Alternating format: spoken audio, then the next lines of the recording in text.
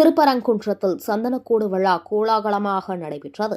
சென்னை உயர்நீதிமன்ற மதுரை கிளையில் மலை உச்சியில் உள்ள தீபத்தூணில் தீபம் ஏற்ற வேண்டும் என உத்தரவு பிறப்பிக்கப்பட்டதைத் தொடர்ந்து சந்தனக்கூடு விழா திருப்பரங்குன்றத்தில் விமர்சையாக நடைபெற்றது.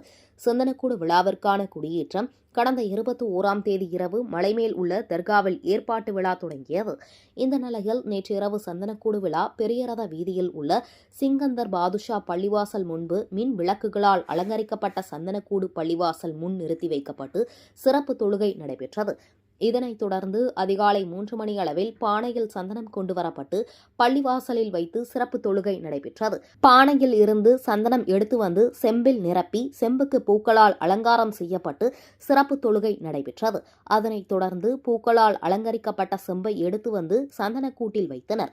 இதையடுத்து காலை 4:30 மணிக்கு மாட்டு வண்டியில் தயார் செய்யப்பட்டிருந்த சந்தனக்கூடு முக்கிய வீதிகள் ஊர்வலமாக வந்து மலைப்பாதையை சென்றடைந்தது.